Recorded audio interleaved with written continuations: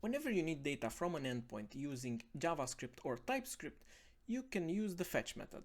However, what happens when you need the data from multiple endpoints at the same time?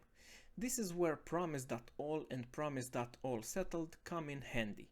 In this video, I'm gonna show you the differences between all of them and how to use them. So first of all, a promise is an object returned by an asynchronous function.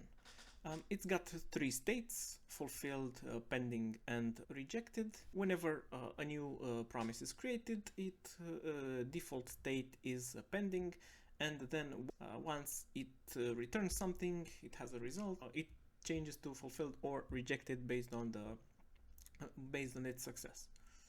The result of the promise is handled by the then and catch methods, or you can use async await. It does the same thing. It's a different way of handling promises. Now, fetch is a built-in API in the browser or in Node to make HTTP requests. You give it a URL, it returns a promise, and then it resolves to a response object. Then you can call the JSON method, which is also a promise, to get the actual data.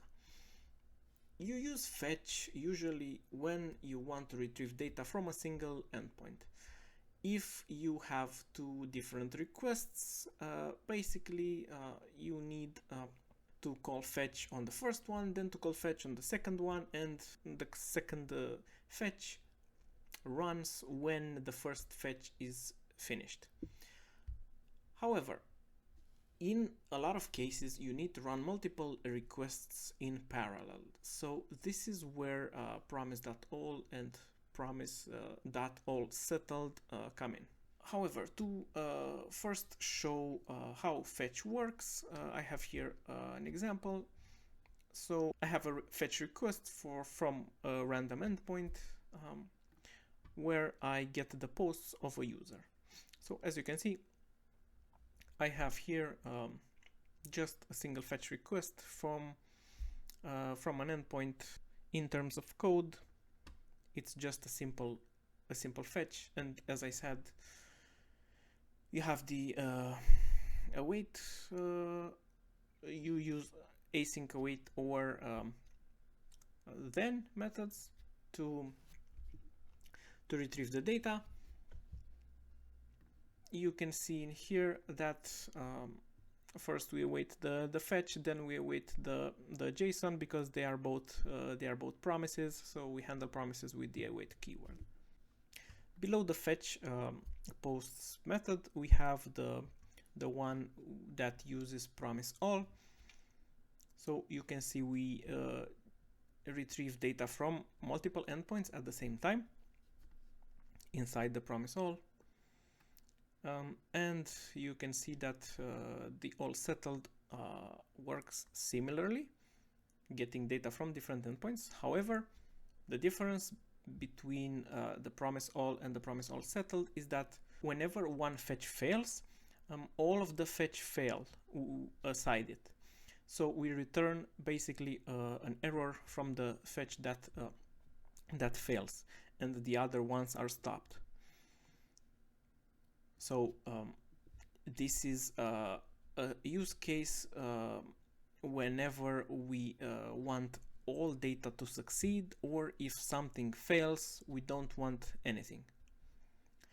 And the difference between this and allSettled is that in allSettled we retrieve pretty much everything. So we return both the success cases and the fails. So if we run this inside our browser, so I have two promise requests that succeed in here,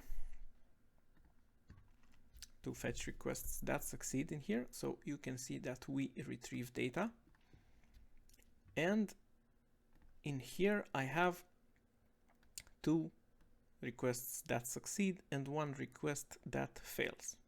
Just to showcase the situation where Promise.all also fails, we can add fail case in here. So I can just take this one. So now if we refresh the page, we should have errors in here. See, so no partial retrieval was done. So it's either everything succeeds and we retrieve all of it, or we just show an error, and specifically the error that the failed promise settled upon. So yeah, these are the differences between the use cases of a single fetch and the two promise methods. So yeah, use it wisely.